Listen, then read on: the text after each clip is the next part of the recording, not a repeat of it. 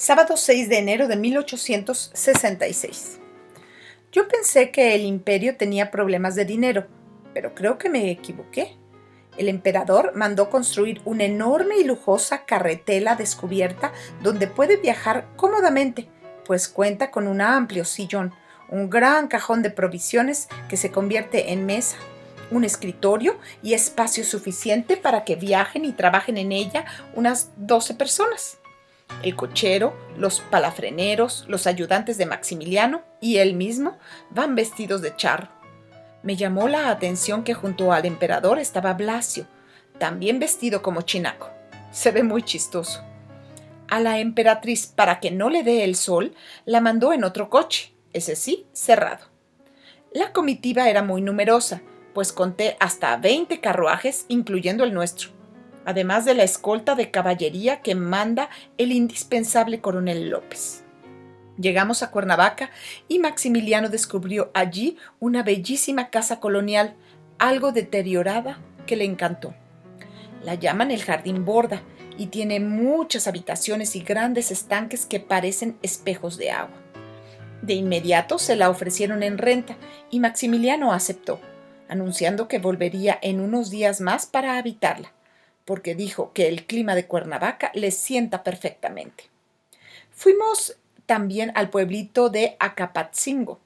Allí Maximiliano vio una finca abandonada que de inmediato compró. Por eso creo también que no le falta el dinero, y a la que bautizó con el nombre de El Olvido, pues dijo que allí podría venir a descansar y olvidarse de los pesares del mundo. Ayer fuimos a visitar las grutas de Cacahuamilpa. Nada más la emperatriz vino a esta excursión porque Maximiliano se quedó a supervisar las obras del Jardín Borda que acaban de iniciar. Carlota quiso que nos adentráramos en los salones de la caverna y nos encontramos ya en las profundidades con una placa que decía que hasta allí llegó en su visita el presidente Comonfort. Carlota, para espanto de mi mamá, quiso que siguiéramos más adelante, para que el imperio llegase más allá de donde llegó la república. Salimos de allí sofocadas por el calor y la humedad. Lunes 8 de enero de 1866. Nos regresamos apresuradamente de Cuernavaca porque llegó un correo extraordinario con la noticia de la muerte en Bruselas del rey de Bélgica, Leopoldo I, padre de la emperatriz Carlota. De inmediato se dispuso la partida con el evidente disgusto de Maximiliano, que gozaba plenamente del clima tropical de Cuernavaca. Carlota le pidió a mi mamá que la acompañara en su coche de regreso a México, y ella aceptó para consolar a la emperatriz. Yo volví en nuestro coche sola, y como don Sabás conduce muy bien, me dormí casi todo el camino. Al llegar a casa, mientras mamá regresaba de Chapultepec, mi papá ya sabía que el gobierno imperial dispuso el cierre de todos los teatros por 3 días en señal de luto. Por la noche, mi mamá nos contó que durante el viaje de regreso, la emperatriz lloraba amargamente por la muerte de su padre y le platicó muchas cosas de su vida muy interesantes.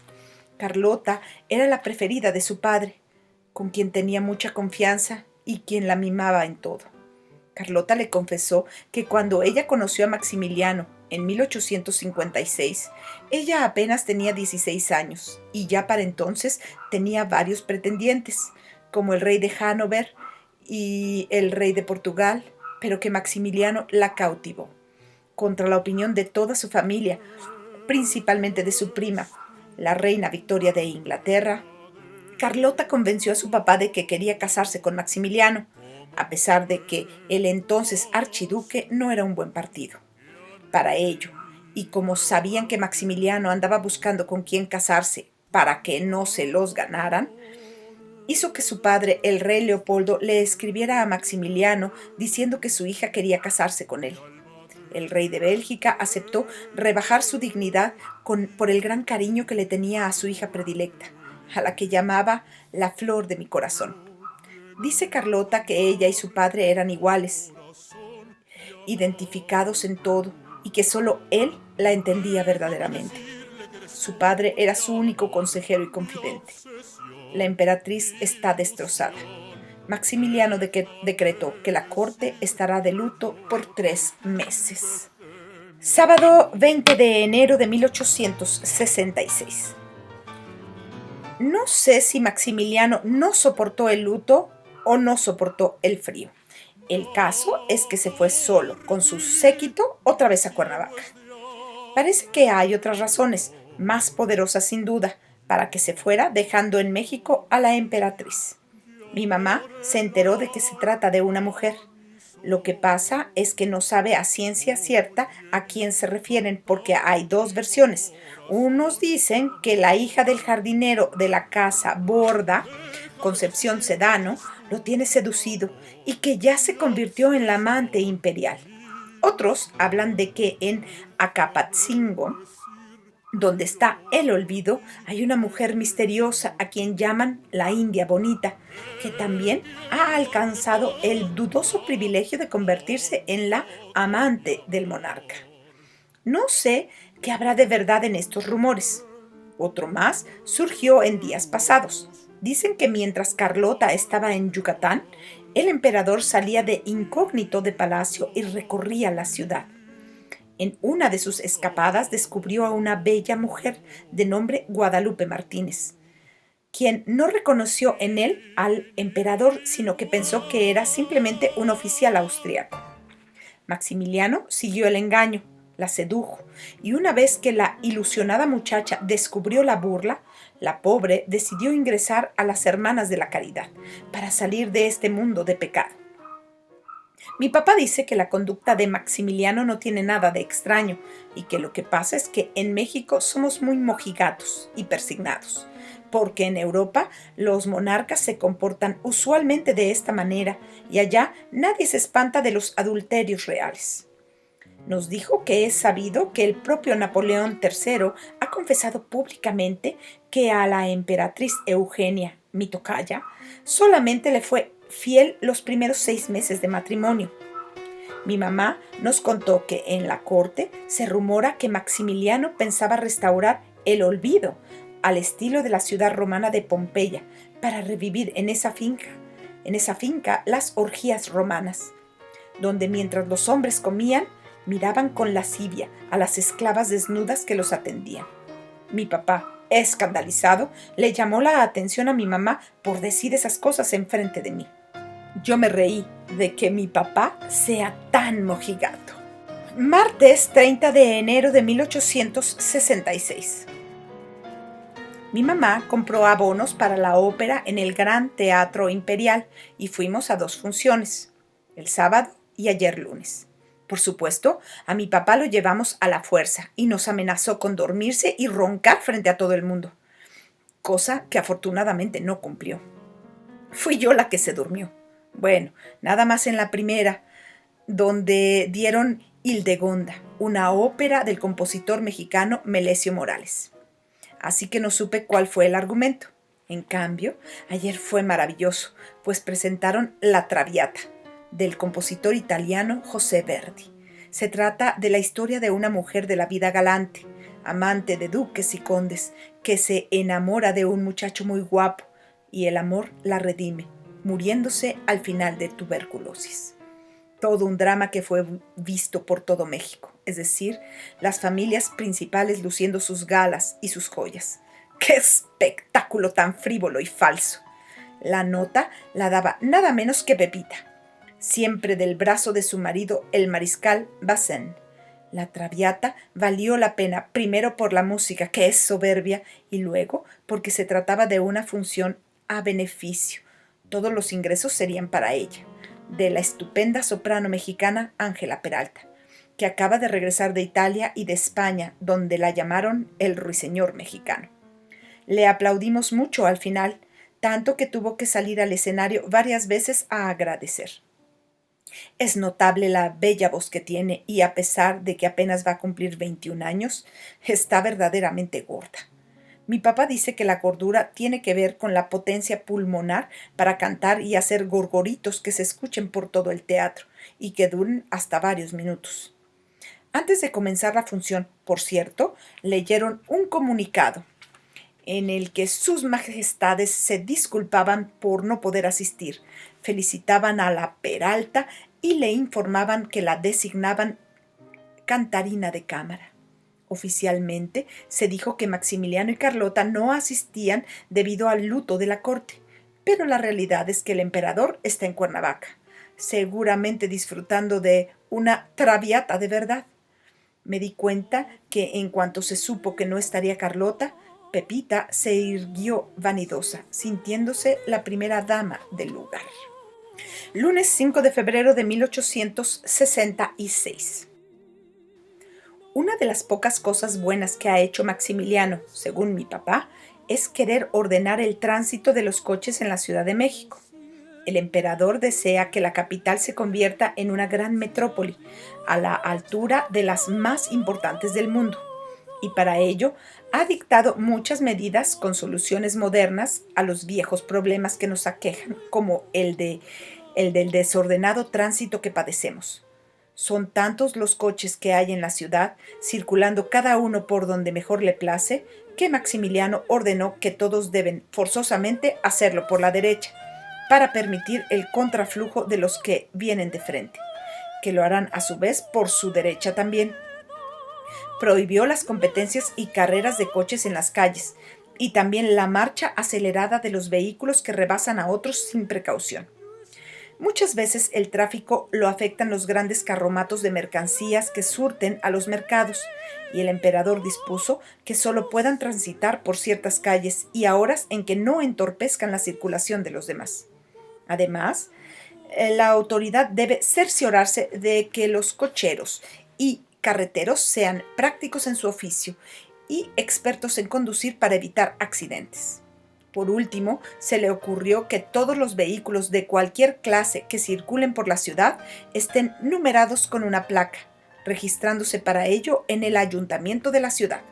Mi papá opina que esto es para cobrar un nuevo impuesto a los que tengan coche.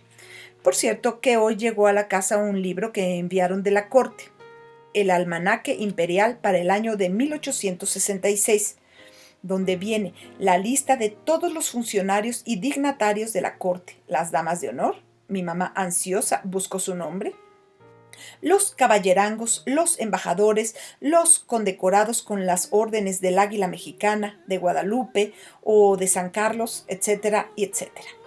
Toda persona que crea figurar en el imperio debe estar registrada en el almanaque, y si no, pues simplemente no es nadie. Creo que Pepita ha de estar verde del coraje. A pesar de su alta posición, no encontré su nombre. Solo, en páginas muy adentro y con letra chiquita, está el mariscal Bazin. Hasta mi mamá está antes que él, y eso que ella no es poderosa. Martes 20 de febrero de 1866. Vino a ver a mi papá el doctor Rafael Lucio, porque quiere comprar una casa y desea que mi papá prepare la escritura. Es amigo de la familia desde hace muchos años y conoce también a don Sabás, porque él lo atendió en Chapultepec el 13 de septiembre de 1847, cuando los estadounidenses lo dejaron moribundo con 3 heridas graves. El doctor Lucio era entonces el médico del colegio militar. Nos platicó que ha tenido mucho trabajo, especialmente con el emperador. Dice que su destino es trabajar siempre en el castillo de Chapultepec, a quien le ha diagnosticado una especie de paludismo, pues lo aquejan fiebres intermitentes que muchos se deben seguramente a algún mosquito que lo debió picar en Cuernavaca, además de que está sujeto a muchas presiones.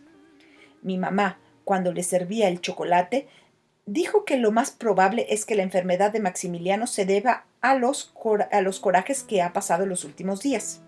El doctor opina que eso es verdad, porque el asesinato del nuevo embajador de Bélgica, que venía a notificar oficialmente el ascenso al trono del rey Leopoldo II y que fue asaltado y muerto por los ladrones de Río Frío, impresionó mucho al emperador.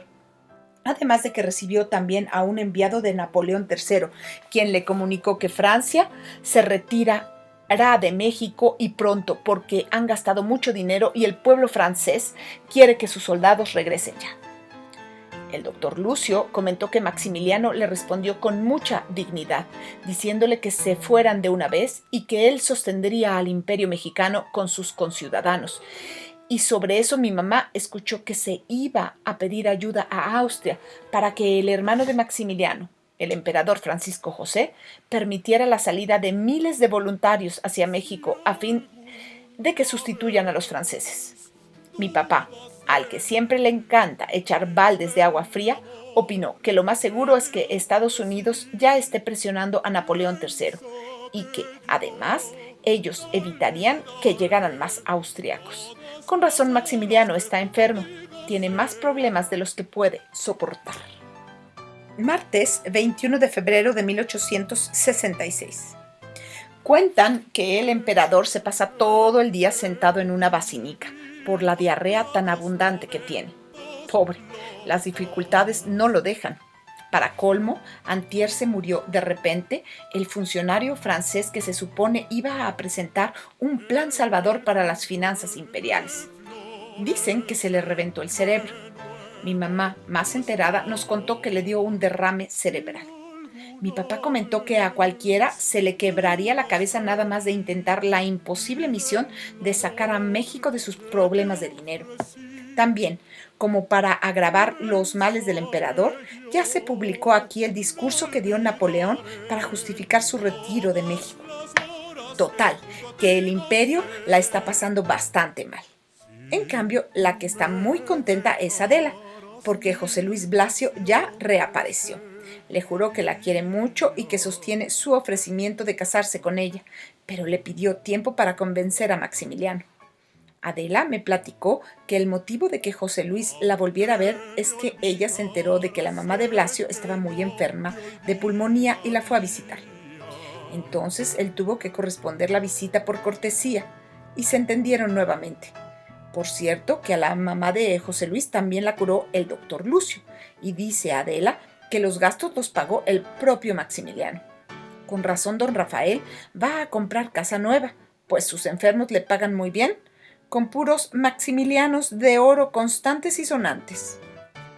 Después de merendar, don Sabás me dijo que corre el rumor de que las tropas imperiales están siendo derrotadas en Oaxaca por el ejército al mando de Porfirio Díaz, con el que está Juan de Dios, y que ya hubo varios combates, pero que los periódicos del imperio no dicen nada porque no quieren desalentar más a la población. La noticia me llenó de alegría. Espero que sea cierta. Mi papá no ha escuchado nada todavía en el café y mi mamá dice que en Chapultepec no se habla para nada de la guerra, porque ese es asunto del mariscal Bazin y ese señor no quiere dar informes al emperador de lo que está pasando. Además, capaz que le dicen algo y no se levanta nunca del Bazin. Jueves 8 de marzo de 1866. Hoy es día de San Juan de Dios y es también santo y cumpleaños de Juan de Dios. Valga la redundancia. Por esta importante razón le pedí a don Sabás que me llevara al templo del santo patrono de mi amado, que está frente a la Alameda. Recé con mucho fervor y le pedí al santo que lo protegiera y que me lo devolviera con bien. ¡Ay! Cómo me asusta pensar que un día me avisen que lo mataron. No lo permitas, Dios mío.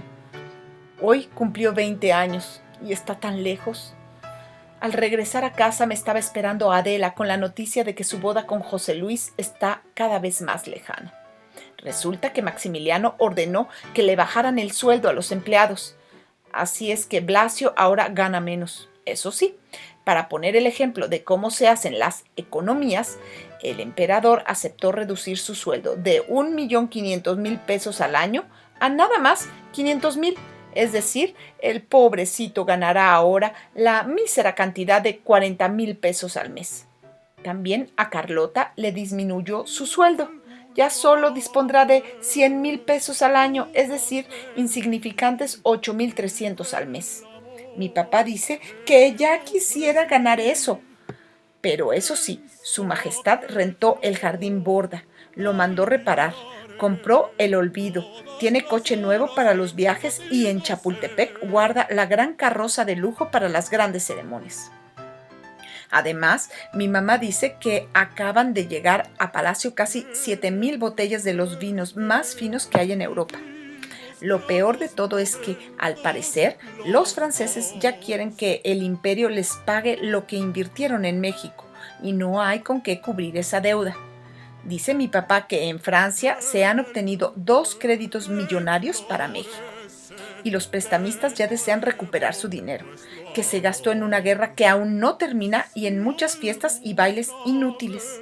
Para colmo, mi mamá dice que corre el rumor de que Maximiliano ha enviado mucho dinero a su castillo de Miramar para pagar a los acreedores que tiene allá. Pero de lo que sí está segura es que Carlota también ha mandado dinero, 50,000 pesos, pero para depositarlos en su cuenta de ahorros personal que tiene en la afamada casa bancaria del barón Rothschild en París. Viernes 23 de marzo de 1866. Estaba yo asomada al balcón mirando la calle cuando vi venir a una persona que se me hizo conocida. Al acercarse más me di cuenta de que era Cleto. Él también me vio y sonriendo agitó desde la esquina un ramo de violetas. Lo primero que me pidió al darme las flores, antes de que pudiera preguntarle nada, fue si teníamos molito como la otra vez. Me reí y lo invité a pasar. Hoy no cocinaron mole, sino puchero de res, pero aún así le entró con mucho entusiasmo. Me dijo que a mi capitán Juan de Dios le gustaba mucho comer mole. Cada vez que podían comer, pues no siempre se puede, me aclaró y le di gracias por decirme que ya Juan de Dios era capitán.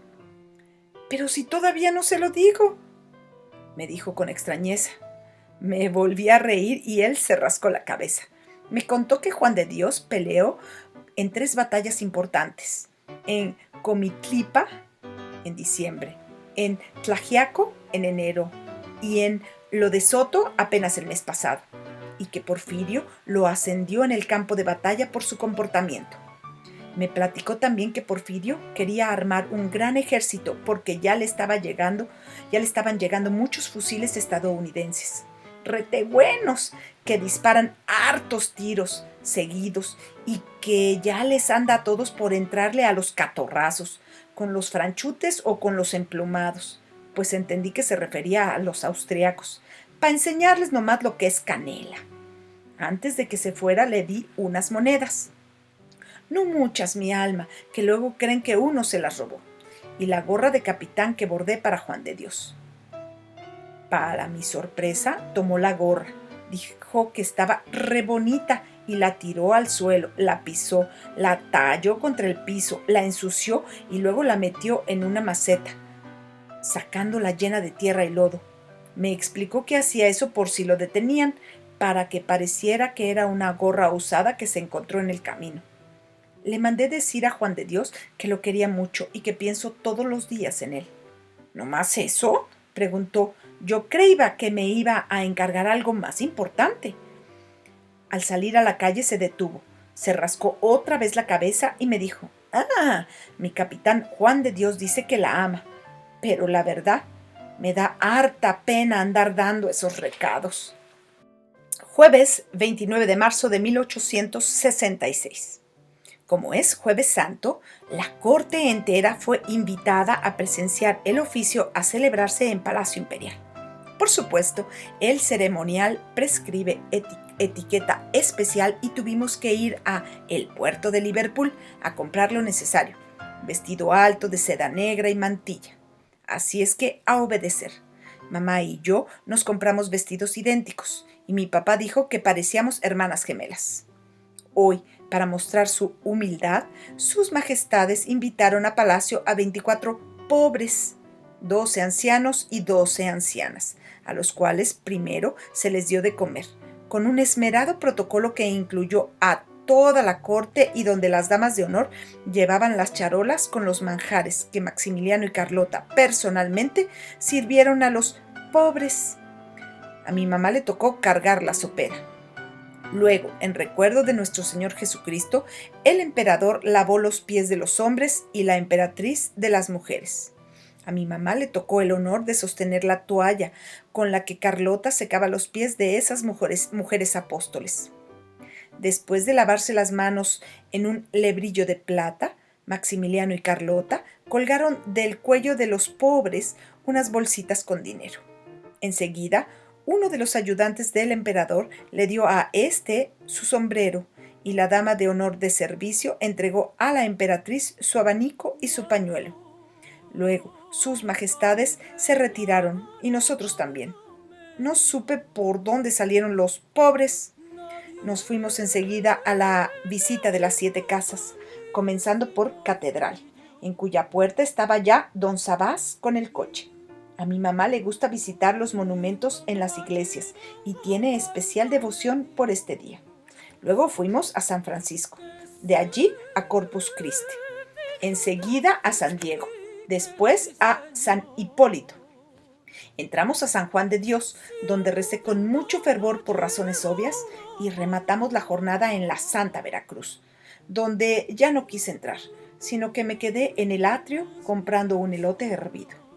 Le compré uno también a don Sabás, porque me di cuenta de que me miraba con envidia.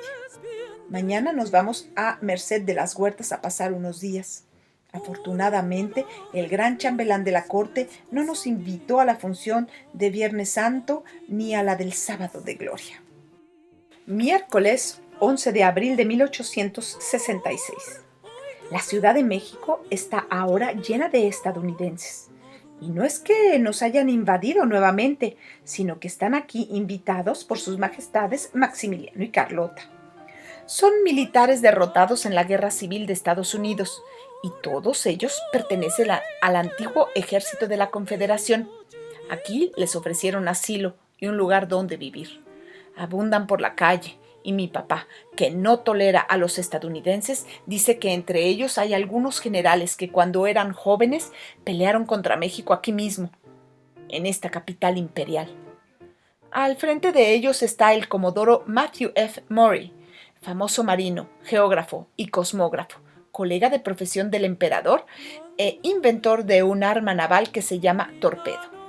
Con él están los generales Magruder, Kirby Smith, Shelby, Slaughter y Price, quienes vienen con todo y sus tropas. Dicen que los van a mandar cerca de Córdoba, en Veracruz, donde fundarán una comunidad llamada Colonia Carlota, en homenaje a su protectora. Mi papá piensa que en el fondo de este asunto es que Maximiliano quiere formar un ejército de exconfederados para la defensa del imperio y por eso ha recibido unidades completas de soldados expertos que son veteranos combatientes. Por otra parte, mi papá cree que lo verdaderamente grave es que Maximiliano autorizó que esos hombres vengan a México con sus esclavos negros, tolerando una especie de esclavitud disimulada, con lo cual los que se escapen de sus amos serán detenidos por el gobierno imperial y destinados a los trabajos públicos hasta que sus dueños los reclamen.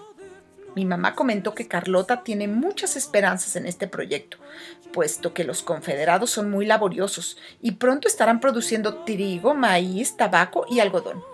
Mi papá está indignado porque dice que no podemos permitir la restitución de la esclavitud, aunque lo quiere el soberano, quien está tan desesperado por obtener ayuda que es capaz de traicionar el gran principio de la libertad que nosotros proclamamos hace muchos años, aún antes que en Estados Unidos. Es cierto, en México fue el padre Hidalgo el que liberó a los esclavos. Viernes 20 de abril de 1866. Mi mamá no quiso que celebráramos su cumpleaños porque mi nana Tomasa está enferma de catarro y no hay quien prepare una gran comida. Prefirió que fuéramos a pasear al pueblo de Santa Cruz, Atoyac, a ver la iglesia en la que se conserva una astilla de la verdadera cruz de nuestro Señor Jesucristo. Mi papá accedió, cosa rara en él, y decidió no ir a la notaría. Pasamos por la hacienda de Narvarte, y después de ver la capilla que mi mamá tenía tantas ganas de conocer, nos fuimos hasta Coyoacán. Tuvimos algo de problemas para cruzar el río Churubusco, porque la corriente venía muy crecida y nos tuvimos que bajar del coche para que don Sabás lo condujera sin preocupación. De regreso, volvimos a México por Mixcoac y Tacubaya, y aunque dimos una vuelta larga, el paseo fue muy agradable. Por la noche, mi papá nos dio la sorpresa de invitarnos al Principal, donde cantaba Concha Méndez, de la que es fanático. «Ya salió el peine», dijo mi mamá, descubriendo el por qué mi papá estuvo tan amable con ella todo el día. La verdad es que yo creo que le gusta Concha. Ella es una muchacha de 18 años, muy espigada. No es bonita, pero es muy simpática. Al menos así lo aparenta en la función. Mi papá le aplaudió con tanto entusiasmo que mi mamá lo tuvo que pellizcar para que se moderara. A la salida, se empeñó en mandarle unas flores a la cantante a su camerino, pero mi mamá no lo dejó. Yo disfruté mucho de su actuación, sobre todo cuando interpretó La Paloma, que tanto me recuerda a Juan de Dios y que a mi mamá tanto le recuerda a Carlota. Me puse a soñar despierta en mi amado mientras escuchaba. Cuando salí de La Habana, válgame Dios, nadie me vio salir si no fui yo. Una linda huachinanga como una flor. Se vino detrás de mí que sí, señor. Si a tu ventana llega una paloma, trátala con cariño, que es mi persona. Cuéntale tus amores, bien de mi vida, corónala de flores, que es cosa mía. Ay, chinita, que sí, ay, que dame tu amor, ay, que vente conmigo, chinita, a donde vivo yo. Me imaginaba que estaba de la mano de Juan de Dios y que yo recargaba mi cabeza en su hombro. Martes 1 de mayo de 1866. De nueva cuenta, la corte está de luto. Murió la abuelita de la emperatriz Carlota, la ex reina de Francia, María Amelia, viuda del rey Luis Felipe de Orleans. La emperatriz está desolada otra vez, porque los golpes del destino se han ensañado contra ella. Le dijo a mi mamá que su abuelita fue su protectora y su cariñosa consejera, que desde la muerte de su madre, su abuela, ocupó un papel muy importante en su vida y que frecuentemente iba a Londres, donde vivía, a visitarla. Mi mamá es testigo de que Carlota le escribía a su abuelita hermosas cartas en las que no le decía toda la verdad de lo que pasaba en México, para no angustiarla, porque la emperatriz le confió a mi mamá cuando la fueron a ver para anunciarle que vendrían a México. A la hora de las despedidas, la abuela de Carlota se derrumbó gritando: ¡Los matarán! ¡Los matarán! Según Carlota, ella tenía el corazón muy destrozado, pero soportó la escena sin decir nada. En cambio, Maximiliano, cuya naturaleza es muy sensible, no pudo disimular su emoción y se puso a llorar. Dice que lo tuvo que sacar de allí casi a rastras. Mi mamá le preguntó entonces si era cierto que ella, la emperatriz, fue la que más se empeñó en venir a México. Carlota le confesó que sí, que ella obligó a Maximiliano a aceptar el trono cuando él estaba a punto de rechazarlo. Mi mamá se atrevió a preguntar el por qué, si en Miramar tenía todo para vivir libre y despreocupadamente. Carlota miró a mi mamá fijamente y le dijo que prefería una vida plena y activa, con deberes y responsabilidades e incluso dificultades, a una existencia ociosa, contemplando el mar desde la altura de un peñasco, hasta los 70 años. Ya en plano de confidencia y ante la confianza de Carlota, mi mamá le mencionó lo que se decía de ella, que era muy ambiciosa. Ella respondió que no lo era y que muchas personas me consideran ambiciosa porque es el móvil más común. Pero sé muy bien que no es el mío. Tengo necesidad de actuar y de amar, es todo. Y amo los círculos bastante grandes. Creo que México parecía estar hecho a la medida de su necesidad de actuar y de amar.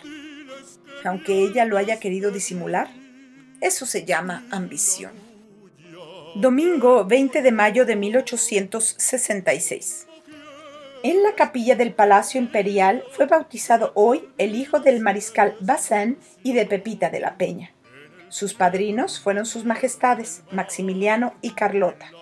Tuvimos el honor de ser invitados junto con los Torres Adalid.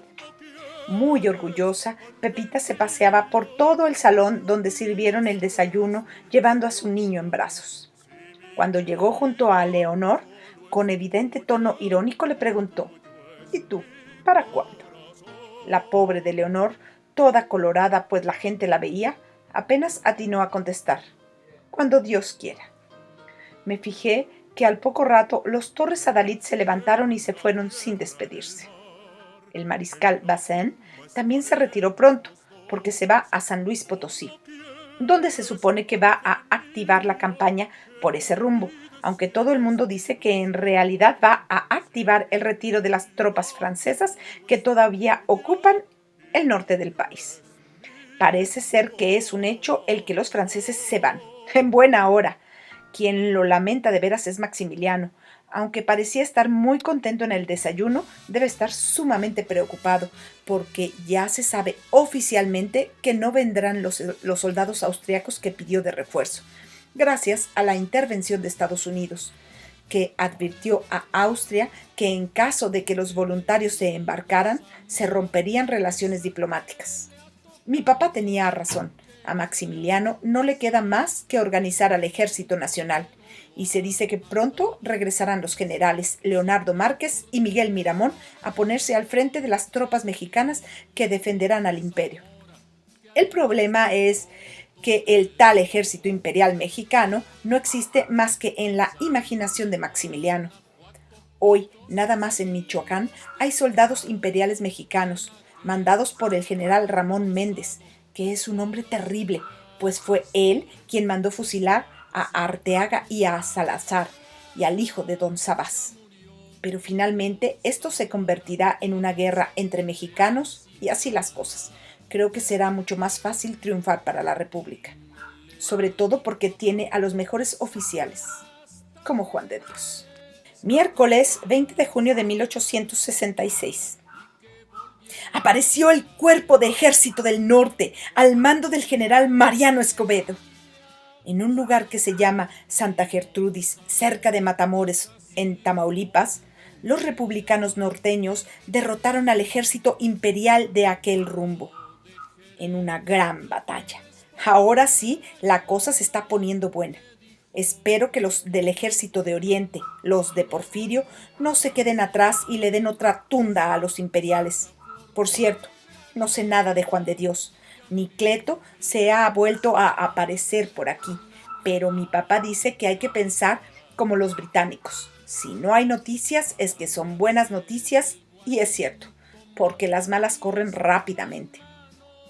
Nada más le pido a Dios que me lo cuide y lo haga regresar con bien.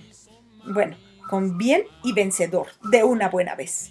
Después pude comprobar que la situación del imperio es bastante seria y comprometida, pues fui a ver a Pepita y me contó que Maximiliano visitó ayer al mariscal Bazaine para pedirle que el ejército francés le preste al gobierno imperial nada menos que 800,000 francos al mes para sostenerse.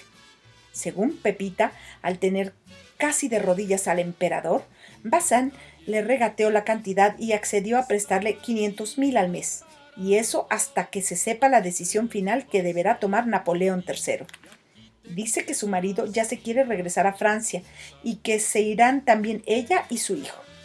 Pepita opina que México es un país sin remedio, por el que nada se puede hacer, y por eso mejor se van. Más tarde, Adela me dijo que la situación es en efecto grave, que José Luis le platicó que el emperador afronta muchos y delicados problemas, y que está planeando varias medidas desesperadas para resolver las muchas dificultades que tiene, aparte de que está, como siempre, muy enfermo del estómago. Mi mamá me contó que afortunadamente su nuevo médico, el doctor Samuel Bache, ya encontró la forma de contener los males de Maximiliano, a quien los dolores de vientre y la diarrea están matando. Dice que le da al emperador unas píldoras que son muy buenas, pues contienen opio. Al parecer Maximiliano se siente mucho mejor consumiendo todos los días sus dosis de opio. Lunes 2 de julio de 1866. Maximiliano quiere abdicar. Esta sí que es una gran noticia. Dice mi mamá que se lo encontró en varias ocasiones en Chapultepec, a veces solo y a veces con sus ayudantes, repitiendo lo mismo. Napoleón me ha engañado. Napoleón me ha engañado. Recibió la noticia de que Napoleón III se negó a autorizar cualquier préstamo al gobierno imperial mexicano y además ordenó la concentración de sus tropas, que están desperdigadas por todo el país, en la Ciudad de México, para irse a embarcar a Veracruz. Abdicar fue la medida radical y desesperada que nos anunció Blasio, pues ¿qué más desesperado que aventar la corona y salir corriendo para no enfrentar los problemas? Dice mi mamá que escuchó a los consejeros opinar que debe abdicar, pues es el único camino digno que le queda. Retirarse de México, anunciando al mundo que se empeñó vanamente en salvar a un pueblo, fiándose de la promesa de Napoleón. Maximiliano quedó convencido de que abdicar era lo más conveniente, y ya tranquilizado y muy contento se lo fue a comunicar Carlota. Mi mamá estaba con ella cuando se presentó el emperador con la decisión de abdicar. Carlota se puso histérica. Le dijo que de ninguna manera permitiría que abdicara. Que abdicar es condenarse a sí mismo y extenderse un certificado de incapacidad. Que no se abandona un trono como quien huye de una reunión dispersada por la policía. Que cuando uno se hace cargo del destino de una nación, lo acepta uno con sus riesgos y peligros, y no se tiene derecho a abandonarla. Lo reprendió porque, según ella, abdicar era el mayor de los absurdos, que hacerlo sería pasar la vergüenza más grande e imborrable de su vida. Le hizo ver lo vergonzoso que sería su destino si regresaban a Europa habiendo fracasado. Terminó diciéndole que los emperadores no se rinden. Mientras haya aquí un emperador, habrá un imperio, aunque no abarque más que 6 pies de tierra. Carlota fue muy clara. 6 pies de tierra son el espacio suficiente para una tumba. El emperador se retiró con la cola entre las patas, apaleado por su esposa la emperatriz, quien prefiere verlo muerto que con la vergüenza de haber abdicado. Domingo 8 de julio de 1866. La emperatriz decidió resolver ella misma los problemas del imperio, y tomando la cacerola por el mango, se marcha a Francia a enfrentar personalmente a Napoleón III y a obligarlo a que cumpla sus promesas de ayudar a Maximiliano. Invitó a mi mamá a que la acompañara hasta París, pero ella no quiso y se excusó con Carlota con el pretexto de que tenía que cuidarme y atender a mi papá. La verdad es que nunca ha visto el mar y teme marearse en el océano, o que el barco se hunda y se la coman los tiburones. Qué bueno que se quedó. Acompañamos a la emperatriz junto con toda la corte hasta el pueblo de Ayotla, donde sus majestades se despidieron con un abrazo y un simple beso. Desde lejos, Maximiliano parecía llorar. No lo vi bien. Carlota iba muy seria. La emperatriz prometió estar de vuelta a mediados de octubre y le pidió a mi mamá que fuera constantemente a Chapultepec y a Palacio, porque necesitaba a alguien de confianza que le informara a su regreso de lo sucedido. Mi mamá le aseguró que seguiría en su puesto. De regreso en el coche, mi mamá me platicó que estos últimos días la emperatriz ha estado particularmente nerviosa y exaltada. Ella fue testigo de varios arrebatos de cólera y varias escenas de crisis en las que Carlota decía cosas incoherentes. En algún momento de tranquilidad, Carlota le confió que era una mujer muy desdichada, porque las relaciones que tenía con el emperador no eran en absoluto las de una mujer con su marido. Ella le servía de consejero en cuestiones políticas y sobre todo de secretario. En la intimidad, él era más que indiferente hacia ella y le hería a menudo por su falta de consideración. Mi mamá se ha dado cuenta de que Carlota en ocasiones le tenía un terror increíble a su marido y al conde Bombelle, sin que supiera por qué. Mi mamá se quedó muy preocupada por el estado mental de Carlota, que sufre mucho porque no tiene hijos, porque su imperio se desmorona y porque su marido no la quiere. Ya perdió a su padre, a su madre, a su abuela y está a punto de perder el trono.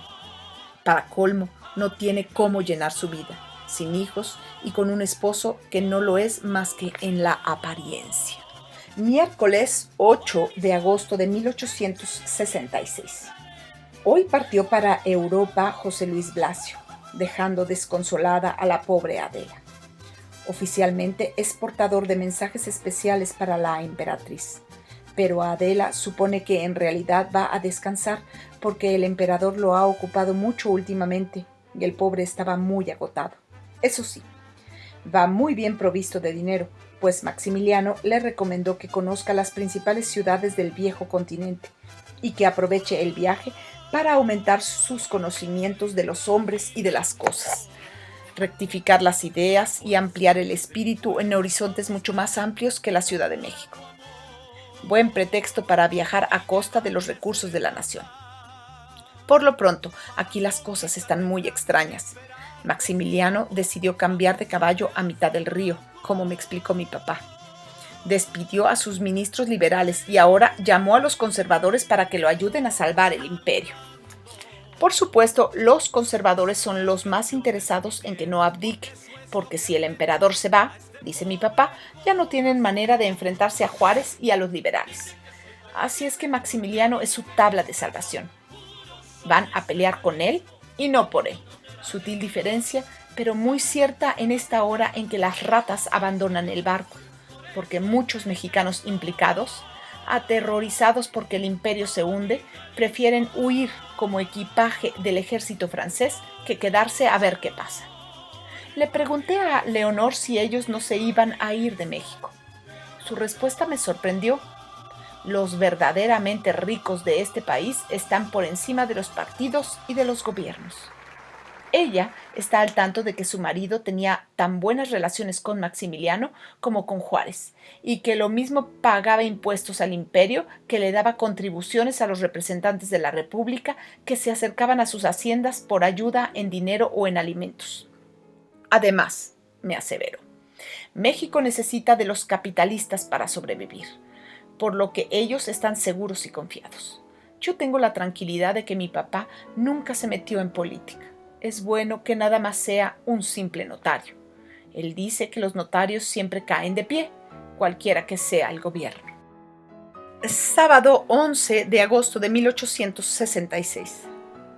Entre los libros de mi papá encontré una hojita con un poema de Dolores Guerrero de Riva Palacio, la mamá del general Don Vicente. Me gustó mucho, pues expresa todo lo que yo siento.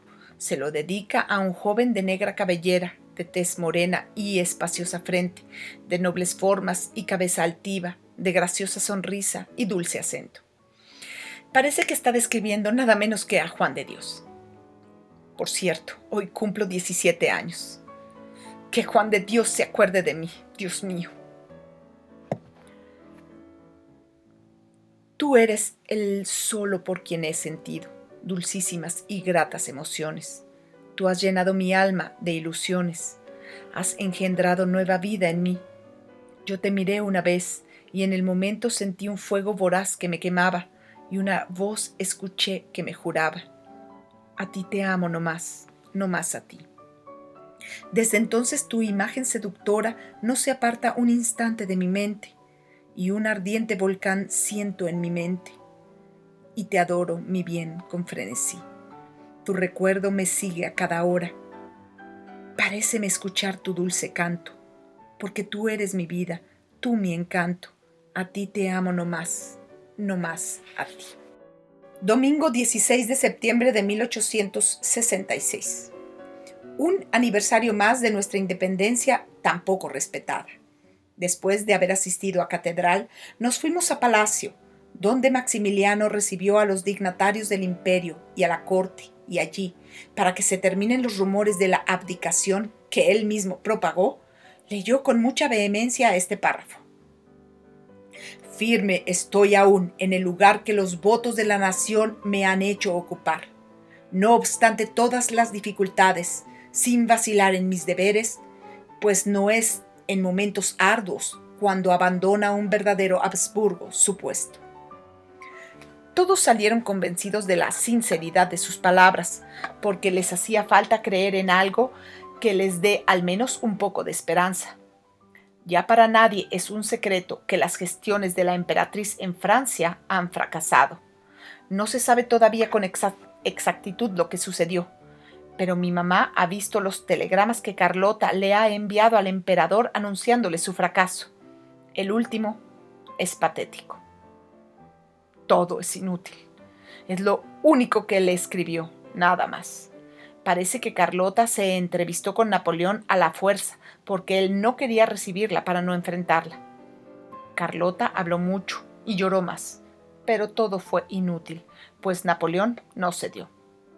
No sabemos más detalles, pero con eso basta para comprender que el imperio está sobre el filo de una navaja y que el gesto del emperador de afirmar que no abandonará su puesto da un respiro a todos sus partidarios, que al menos tendrán tiempo para ponerse a salvo o para prepararse a sucumbir con su majestad, porque si de veras quiere quedarse, se está suicidando. Mi mamá me comentó que hoy mismo en Miramar, según la ruta que la emperatriz debió seguir, la propia Carlota celebraría nuestra independencia. Se me figuró una escena digna de una novela absurda.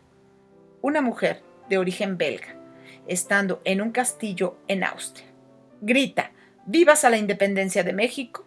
Un país al otro lado del mundo». Absurdo, cuando no trágico, que es lo que sucede en realidad. Don Sabás, por la noche, me dijo que le ha pedido a Dios que el siguiente 16 de septiembre lo festeje ya don Benito. Yo también comparto su ilusión. Lunes 8 de octubre de 1866. El emperador espera que Carlota regrese a México en la última quincena de este mes y para recibirla ha decidido irse a Orizaba para estar más cerca de Veracruz. Ya se confirmó el fracaso de la emperatriz en Francia. Llegaron las cartas que le envió a Maximiliano y éste permitió que mi mamá leyera alguna de ellas. Carlota afirma que Napoleón es como una serpiente y le advierte a Maximiliano que se ponga lejos de sus garras, pues el emperador de los franceses es el diablo en persona. Dice mi mamá que a Maximiliano se le salían las lágrimas cuando le mostró esta carta de su pobre Carlota. Mi mamá también se irá a Orizaba con las otras damas de honor, las pocas que quedan porque ya muchas desertaron, a esperar a su majestad. Dice que esta vez decidió hacer el viaje porque sospecha que el estado de salud mental de Carlota debe ser bastante malo, lo que se puede deducir de las cartas que ha enviado, que están llenas de incoherencias, recuerdos melancólicos, advertencias, visiones aterradoras y hasta menciones a la muerte y al juicio final. Mi papá le dio permiso sin chistar, pues notó la gran preocupación de mi mamá, quien, aunque no comparte la forma de pensar de Carlota en muchas cosas, la quiere bien y se ha encariñado con ella porque piensa que es una mujer muy desdichada, como nos lo ha repetido muchas veces.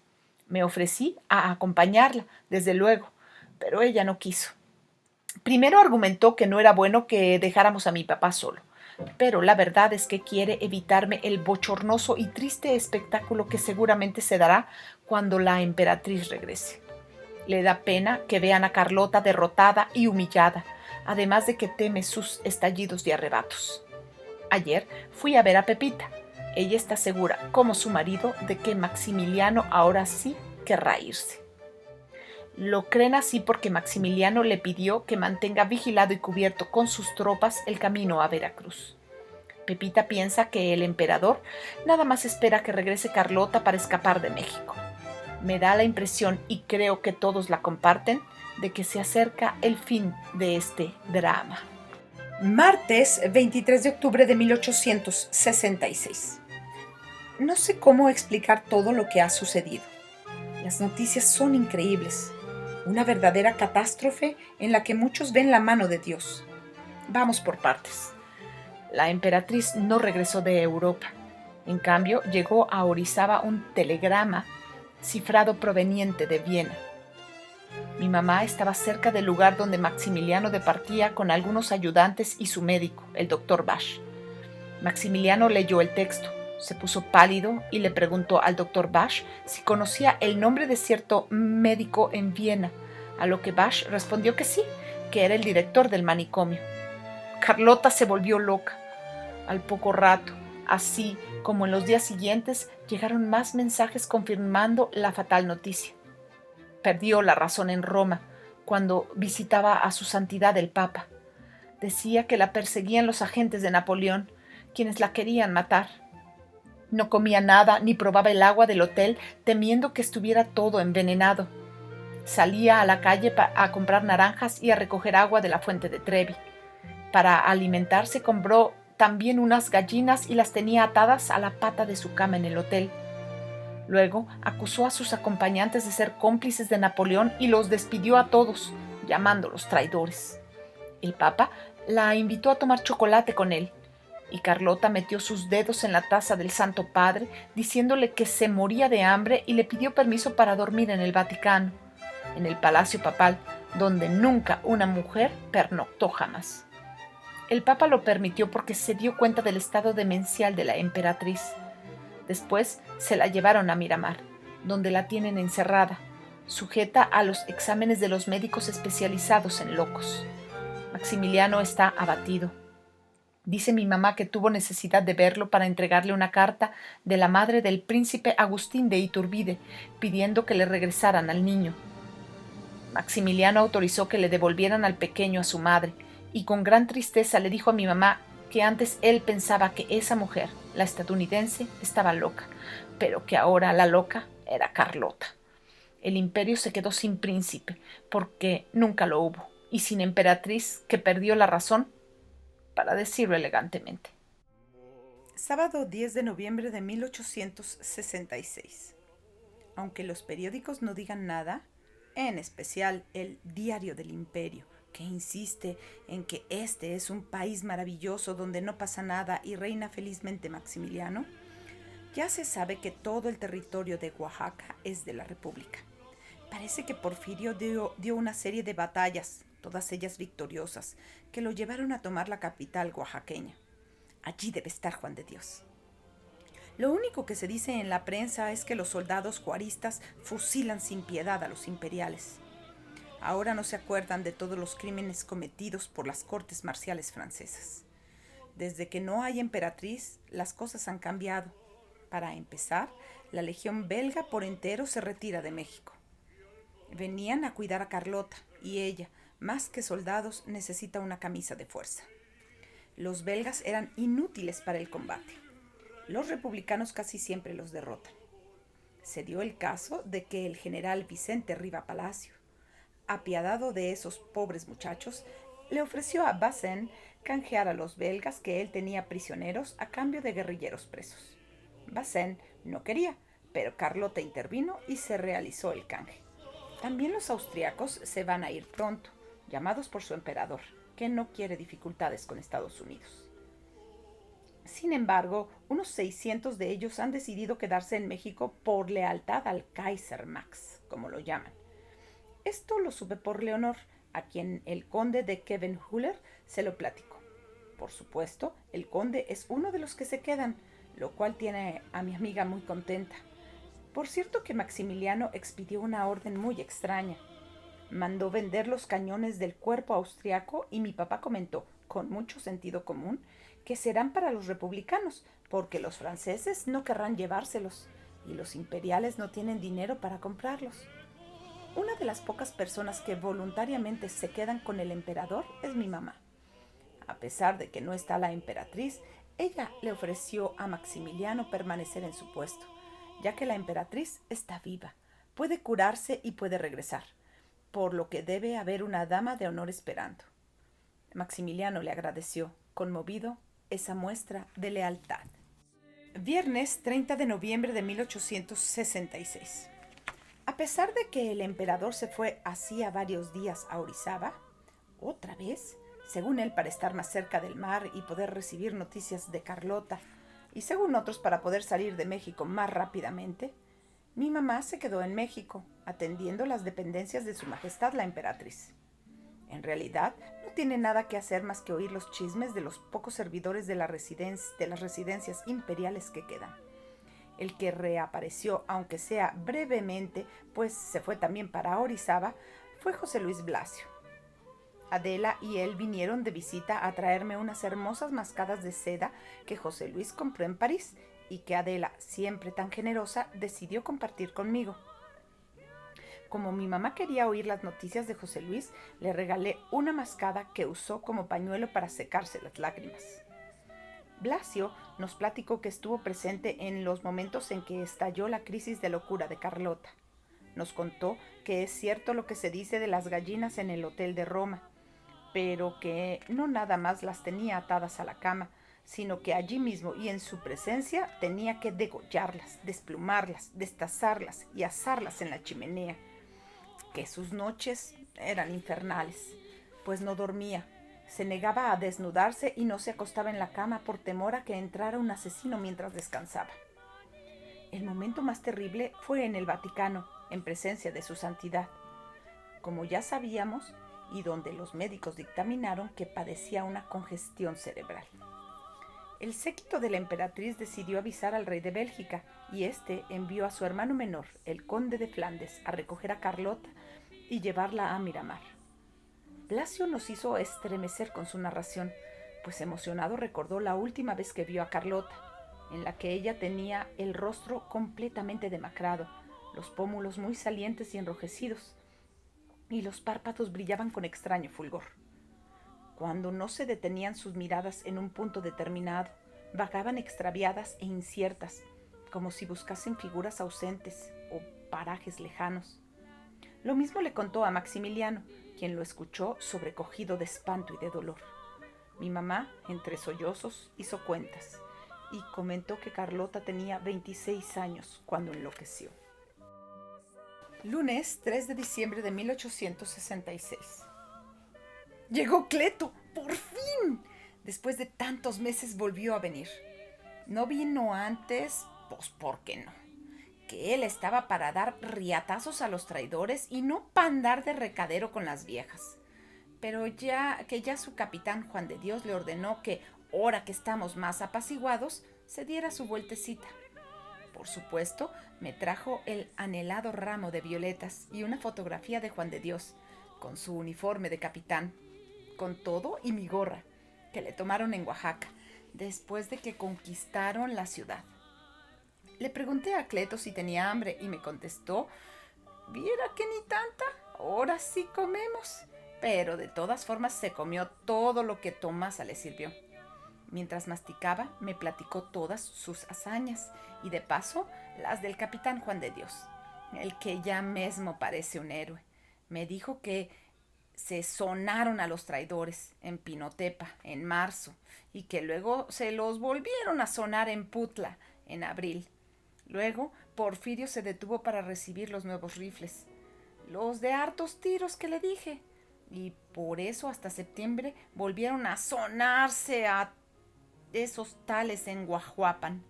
Me dijo que lo mero bueno vino en septiembre, cuando hicieron pedazos a los emplumados, o sea, a los austriacos, en Nochistlán, y luego otra vez en Miahuatlán, ya en octubre. Dice que ya desde Miahuatlán son un verdadero ejército, y lo demostraron otra vez en la Carbonera, donde también derrotaron a los imperiales, que se fueron a encerrar a Oaxaca. Esa ciudad cayó, según yo ya sabía, el 31 de octubre. Me dijo Cleto que Porfirio está recontento por el rosario de victorias y que de allí piensan seguirse para Puebla y luego para acá, a la Ciudad de México. Me aclaró, por si tenía yo alguna duda, que en todos esos combates estuvo en la mera refriega su capitán Juan de Dios, el que me mandaba como siempre esas flores y sus palabras re bonitas, que no quiso repetir porque le da harta pena. Cuando se despidió le pedí que le dijera a Juan de Dios que lo extraño mucho y que lo quiero, y él rechazó mi petición, pues ya eran muchos arrumacos y ni me vaya a pedir que le dé un beso de su parte, porque ese no se lo doy. Mejor búsquese a otro. Lunes 31 de diciembre de 1866. Se termina un año más y como es tradición en mi familia, mi mamá quiso que fuéramos de compras, pero mi papá nos advirtió que no encontraríamos nada, porque las tiendas están casi vacías, pues no ha llegado mercancía de Europa. A mi mamá no le hizo gracia el comentario, porque mi papá le dijo antes que se podía gastar todo lo que quisiera, ya que tuvo un buen cierre de año en la notaría, gracias a los muchos partidarios del imperio que para poder salir de México están vendiendo todas sus posesiones. Así que las escrituras de compraventa han estado muy socorridas, engordando el monedero del señor notario, que es mi padre. Efectivamente, tanto en la Francia marítima como en el puerto de Liverpool, las mesas estaban desoladas. Lo mismo que en la droguería Mayfair. donde su dueño nos vendió lo único novedoso que tenía en el mostrador, su directorio del comercio del Imperio Mexicano para el año de 1867, que contiene toda la información necesaria para hacer compras y negocios en esta capital, además de un útil calendario, los días del correo, las salidas de los barcos en Veracruz, información muy demandada en estos últimos tiempos, y los domicilios de todos los artesanos, abogados, jueces, notarios. Busqué, por supuesto, a mi papá. Y funcionarios públicos que laboran aquí, además de muchos y muy bonitos anuncios de los más importantes establecimientos comerciales, con los precios de cada una de las mercancías que allí se expenden. Lo compramos de inmediato. Al salir, pasamos por a los precios de Francia y vimos cerrado este almacén, que supuestamente es de Bazin. Como no teníamos nada mejor que hacer ni en qué gastar, fuimos al estudio del fotógrafo que está de moda, el francés François Aubert, porque mi mamá se empeñó en que me retratara, con el pretexto de que debo darle a Juan de Dios un retrato mío cuando lo vea. Resignada me sometí al tormento de posar y de soportar el estallido de las lámparas de magnesio que me deslumbraban. En la sala de espera, Aubert tiene en venta una gran cantidad de retratos de Maximiliano y Carlota. Mi mamá compró todos los que había.